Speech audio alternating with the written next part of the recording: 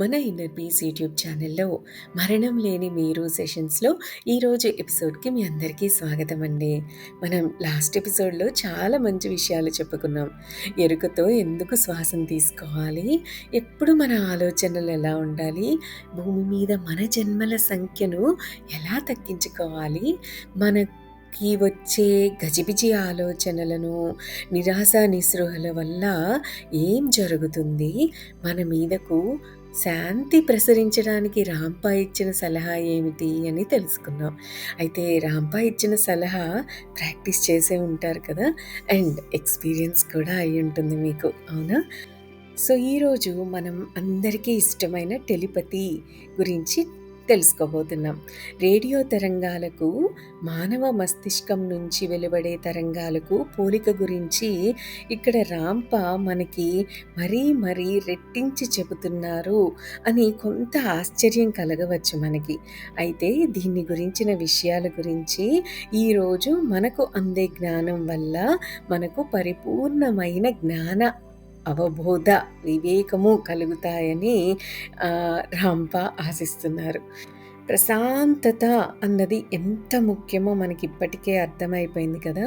ప్రశాంతంగా ఉండే అనే గుణంతో ఉన్నప్పుడే మనకు ఈ టెలిపతి కానీ, యోగ దృష్టి కానీ, సైకోమెట్రీ కానీ ఇలాంటి విద్యలను మనం సాధించడం పాసిబుల్ అవుతుంది. ప్రశాంతత లేకుండా ఇలాంటి విద్యలేవి మనం సాధించలేము.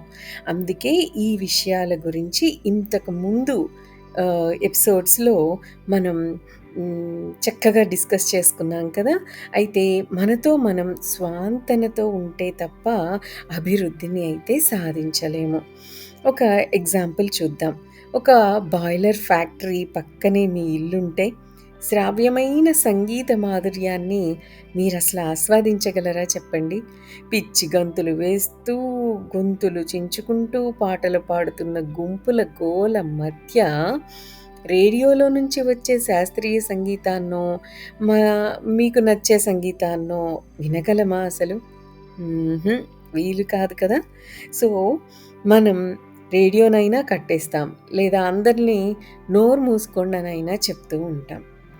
అయితే ఈ ప్రశాంతంగా ఉండటం అన్నదాన్ని పరిశీలిస్తే, అలా ప్రశాంతంగా ఉన్నప్పుడు మన తలలో వివిధ గ్రాహకాలు ఉన్నట్లు మనం అర్థం చేసుకోవాలి.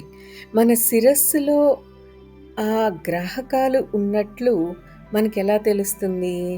మన శిరస్సు పైన హేలో అని మనం చెప్పుకున్నాం కదా, ఆరాస్ గురించి మనం డిస్కస్ చేసుకున్నప్పుడు. అలా మన తల మీద, మన తల నుంచి ఒక ఫౌంటైన్ లాగా కొన్ని వేవ్స్ బయటికి వస్తూ ఉంటాయన్నమాట. సో అలా కనిపించే ప్రదేశం దగ్గరలోనే టెలిపతికి సంబంధించిన తరంగాలని గ్రహించగలిగే ప్రదేశం ఉంటుంది అని మనం అర్థం చేసుకోవాలి. అర్థమైందా?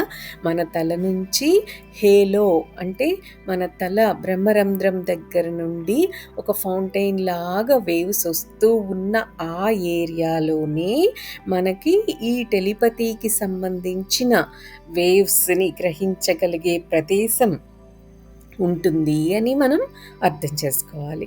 అయితే మిగతా తరంగాలు, పరిజ్ఞానం గురించి అంటే ఇంకా మన తల చుట్టూతా రకరకాల తరంగాలు ఉంటాయి. మన బ్రహ్మరంధ్రం దగ్గర ఎలా అయితే ఈ తరంగాలు ఉన్నాయో, అలా మన థర్డ్ ఐ దగ్గర అలా రకరకాల తరంగాలు ఉంటూ ఉంటాయి. వీటి గురించి మనం తర్వాత డిస్కస్ చేసుకుందాం. అయితే ప్రస్తుతానికి టెలిపతి గురించి అయితే డిస్కస్ చేద్దాం. మనం ప్రశాంతంగా ఉన్నప్పుడు మనకి ఎన్నో స్పందనలు అనుభవంలోకి వస్తాయి. ఈ స్పందనలు అన్నీ ఇతరుల మైండ్లో నుంచి విడుదలై ప్రసారం అవుతున్న రేడియో తరంగాల వంటివేనని మనం అర్థం చేసుకోవాలి.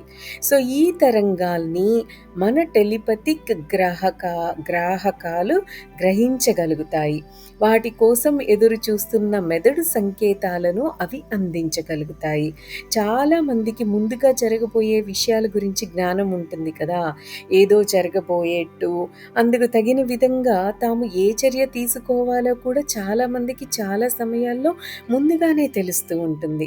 ఈ జ్ఞానాన్ని గురించి అంతగా తెలియని వాళ్ళు దీన్ని ఓ అనుభూతిగానే అనుకున్నా, నిజానికి ఇది మన సబ్‌కాన్షియస్ మైండ్ మరి ఇంకొకళ్ళ సబ్‌కాన్షియస్ మైండ్ మధ్య జరిగే మానసిక రేడియో ప్రసారాల ఫలితమేనని ఆ అచేతనంగా చేసే అంటే కాన్షియస్‌గా కాకుండా అచేతనంగా అన్‌కాన్షియస్‌గా చేసే టెలిపతియేనని మనం అర్థం చేసుకోవాలనమాట. సో, ఈ ఇంట్యూషన్ అనేది ఉంటుంది కదా! సహజ అవబోధన అంటారు. ఈ ఇంట్యూషన్ కూడా అలాంటిదే అనమాట. స్త్రీలకు పురుషుల కన్నా ఎక్కువ సహజ అవబోధన ఇంట్యూషన్ అనేది ఉంటుంది.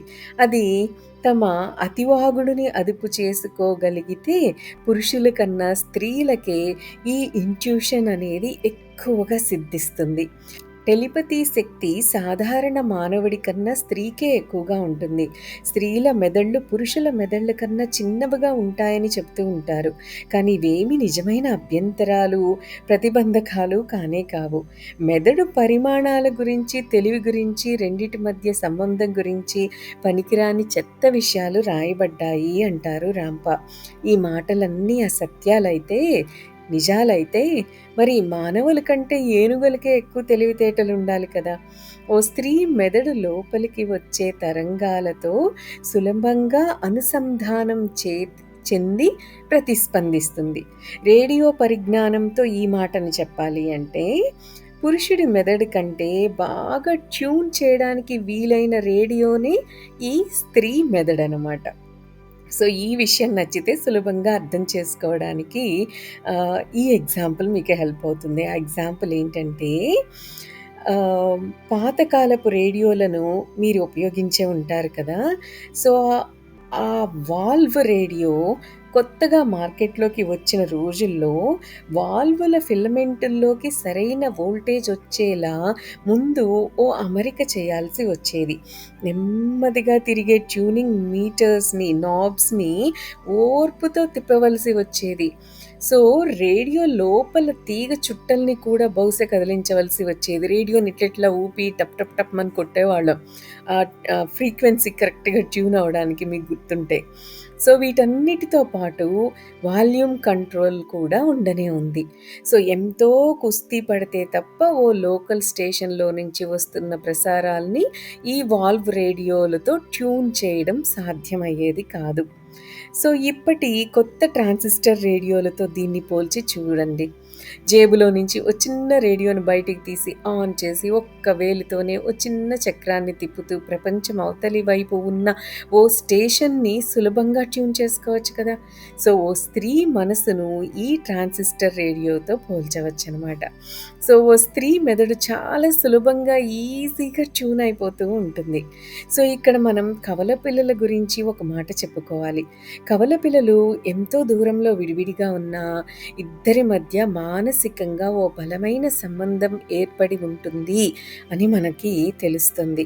సో, ఈ కవలల్లో ఒకరు ఆహ్, నార్త్ అమెరికాలో, ఇంకొకళ్ళు దక్షిణ అమెరికాలో ఉన్న ఆ ఇద్దరికీ ఒకే విధమైన అనుభవాలు కలుగుతూ ఉన్నట్టు, ఇద్దరికీ రెండోవాడు ఏం చేస్తున్నాడో స్పష్టంగా తెలిసిపోతున్నట్లు వచ్చే అనేక వార్తలని మనం ఎన్నో సార్లు చూసే ఉంటాం కదా!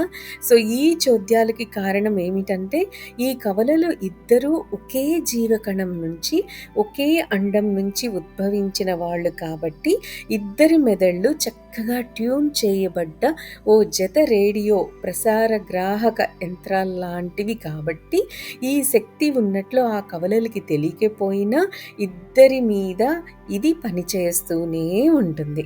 సో, ఈ టెలిపతిని ఎలా సాధించాలో తెలుసుకోవాలని మీకు చాలా కుతూహలంగా ఉండొచ్చు కదా! విశ్వాసము, అభ్యాసము. అంతే.